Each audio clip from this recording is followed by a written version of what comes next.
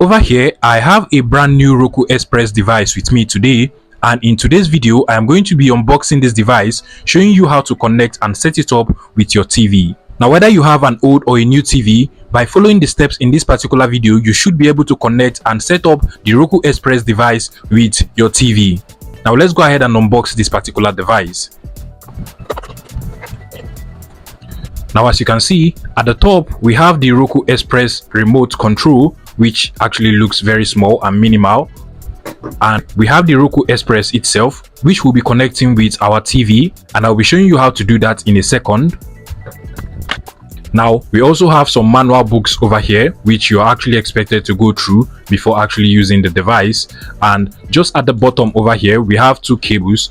One is this HDMI cable, which I will show you how to connect it to the Roku device and your TV in a second. And over here, we also have this other dongle, which should be connected to our power source. I'm also going to show you how to connect this cable to the Roku Express device itself. Now, let's go ahead and connect all of these devices to our TV.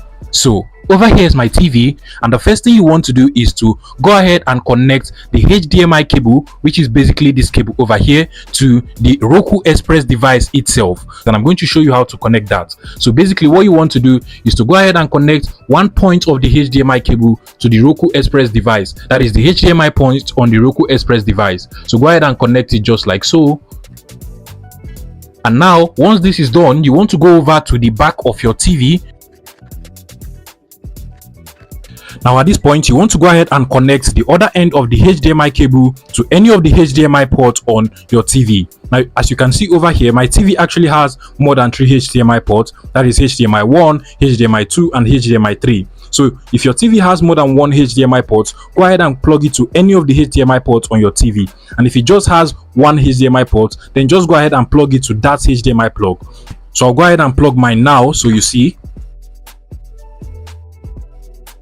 And now you want to go ahead and connect the power cable to the Roku Express device that we have connected to our TV over here. So I'll just go ahead and connect mine.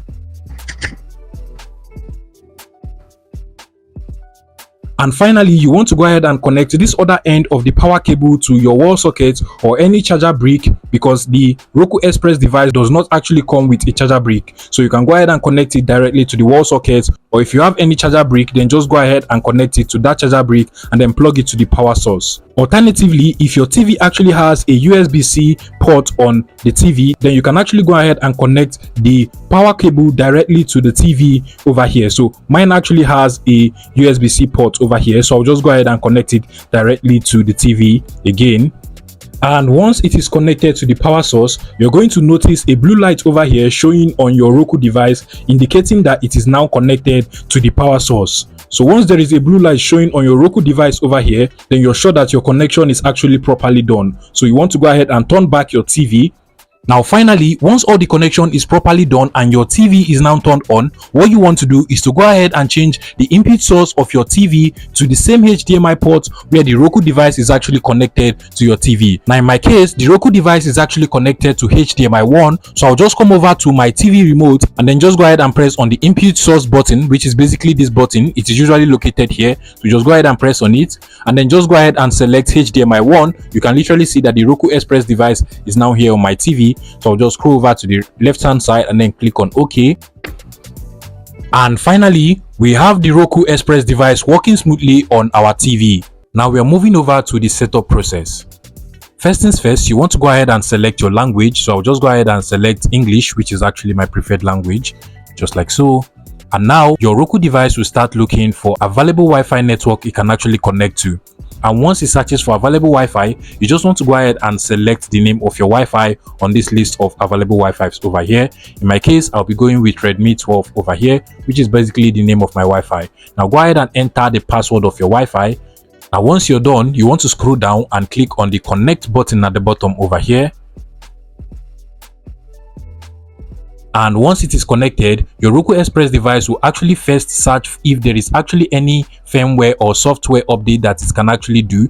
If there is actually any firmware update, it will automatically update itself, but if there is actually no firmware update, then it will just proceed to this particular account creation page. Now, for a quick and easy account creation process, it is actually preferred for you to use the activate with QR code method. So just go ahead and click on activate with QR code.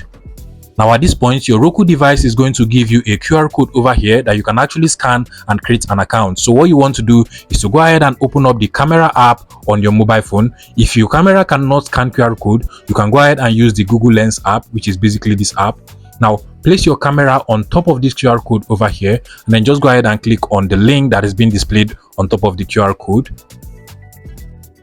Now, at this point, what you just want to do is to go ahead and enter your name, that is your first name and your last name, just like so. Now, you want to go ahead and enter your preferred password. And once you enter your password, you just want to scroll down and then go ahead and enter your date of birth. So go ahead and enter the month and then date and then year as well.